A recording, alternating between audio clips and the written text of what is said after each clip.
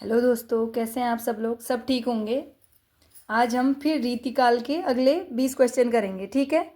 पहला प्रश्न है, भूषण को कवि भूषण की उपाधि किसने प्रदान की थी? जो भूषण कवि हैं उनको कवि भूषण की उपाधि किसने प्रदान की थी? यह की थी सोलंकी राजा रुद्र ने।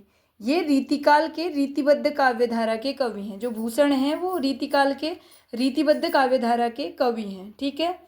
अगला प्रश्न है, शिवराज भूषण के रचयिता कवि कौन है? शिवराज भूषण किसने लिखी थी? यह लिखी थी भूषण ने, ठीक है।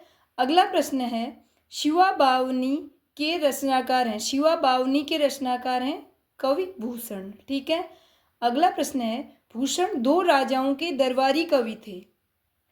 इनमें से पहले थे शिवाजी और दूसरे थे छत्रसाल, ठीक है।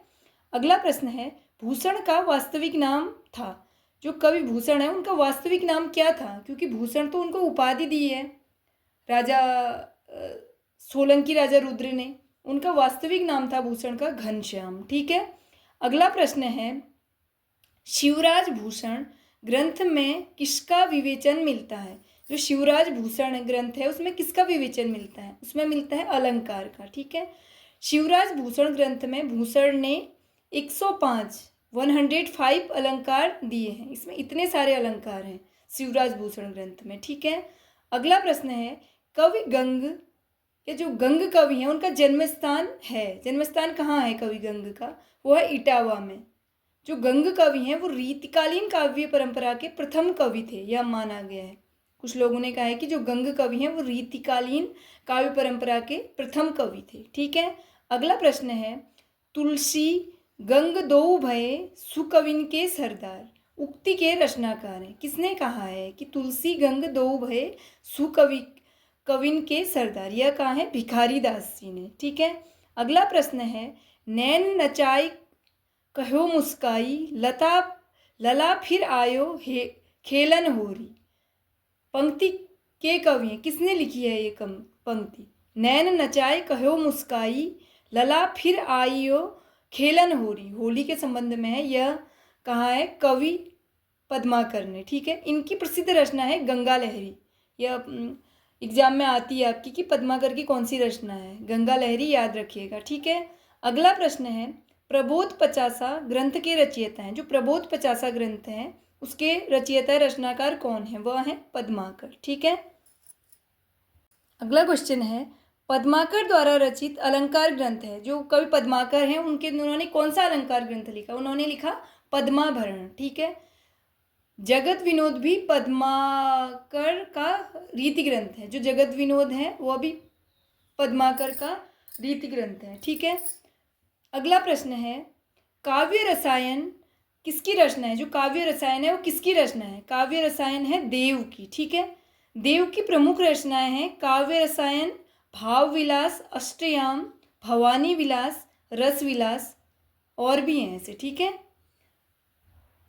ये कवि देव की रचना है, ठीक है। आपको याद रखनी है ये काव्य रसायन, भाव विलास हो गई, अष्टयाम, भवानी विलास, रस विलास आदि, ठीक है।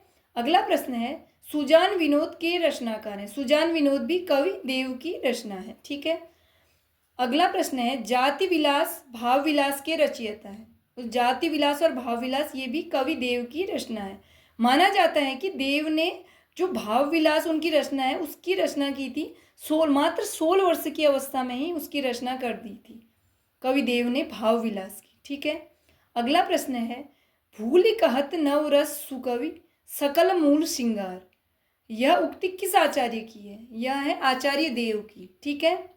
भूल कहत नव रस सुकवि सकल मूल श्रृंगार, याद रखिएगा, ठीक है। कवि देव की यह उक्ति है।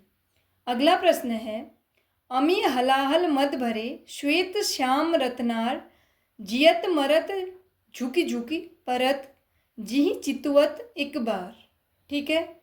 ये प्रसिद्ध दोहा है, इसके रचयिता है रसलीन, ठीक है। आपको याद रखना है ये वाला कि ये किसकी रचना है? रसलीन की, ठीक है। क्योंकि कुछ लोग भ्रमवश इस दोहे को बिहारी का भी मान लेते हैं। जो ये आपका दोहा है, तो दोहे को याद रखना है आपको। फिर से बता रही हूँ, अमी हलाहल मद भरे श्वेत श्याम रत्नार जियत मरत झुकी झुकी परत जी चितवत एक बार, ठीक है, रसलीन द्वारा रचित दोहा है, ठीक है।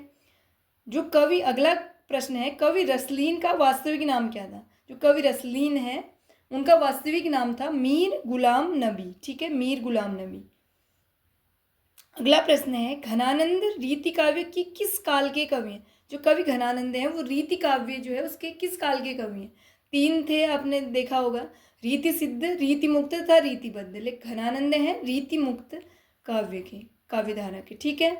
अगला प्रश्न है, यह निसंकोच कहा जा सकता है कि भाषा पर जैसा अचूक अधिकार इनका था वैसा और किसी कवि का नहीं।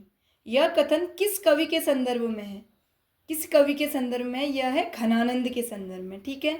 अगला प्रश्न है लास्ट, किस कवि की प्रेमिका का नाम सुजान था? किसकी प्रेमिका का नाम सुजान था? वो है घनानंद की, ठीक है। चलो ठीक है, धन्यवाद।